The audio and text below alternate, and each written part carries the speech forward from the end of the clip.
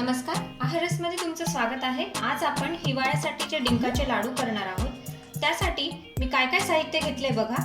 एक मोठी वाटी रवा घेतलेला आहे, तेवढ्याच प्रमाणात मैदा, खोबऱ्याचा किस, पिठी साखर, खारकेचा भुगा, तसेच मी 2 चमचे मेथी दाणे बारीक करून घेतले मिक्सर मधनं, मनुका तुमच्या आवडीनुसार, 100 ग्रॅम मी डिंक घेतलेला आहे इथे, 2 चमचे खसखस, सुका मेवा तुमच्या आवडीनुसार घ्या तुम्ही, 1 वाटी लागणार आहे, बारीक मिक्सर मधून काढून घ्यायचा आहे, 1 वाटी साजूक तूप घ्यायचं आहे, 1 चमचा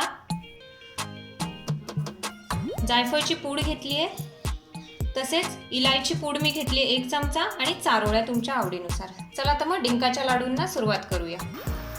सर्वात आधी आपण कोरडी खसखस भाजून घेणार आहोत। कढई गरम झालेली आहे छान। खसखस भाजून झाले, कलर थोडा चेंज झालाय, आता ही बाजूला काढून घेऊ आपण। त्याच कढईत आता खोबऱ्याचा किस कोरडाच परतून घ्यायचा आहे।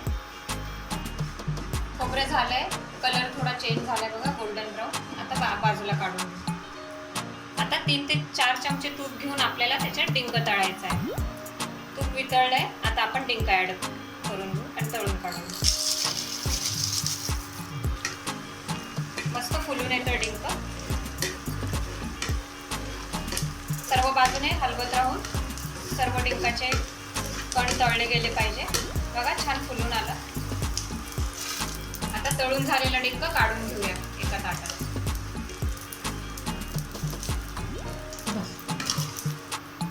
त्याच तुपात आता आपण रवा परतून घेणार आहोत छान। रवा परतून झालेला आहे, साधारण 10 मिनिटं लागलेत परतायला त्याला। उलट निघून सुटतो का बघायचा। आता 4 चमचे साजूक तुपात मैदा आपला परतून घ्यायचा आहे। मैदा भाजून रेडी झालाय, साधारण 10 ते 15 मिनिटं लागतात पूर्ण भाजायला। आता याला मी बाजूला काढते।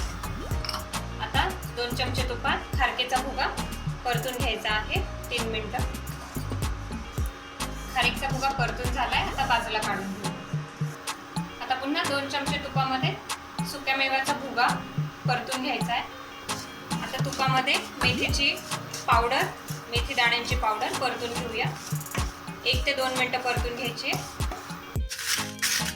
डिंक आता आपल्याला बारीक करून घ्यायचा आहे, तो मगाशी आपण तळून घेतला होता छान। तो आता थंड पण झाला आहे। सर्व मटेरियल आपलं रेडी झालंय छान। हे सगळं आता मिक्स करून घेऊया आणि लाडू वळून घेऊया। सगळं मिक्स करून छान लाडू बांधलेत बघा मी, छान छोटे छोटे। थोडा थोडा साहित्य सगळं घेऊन असे वळून घ्यायचे छान।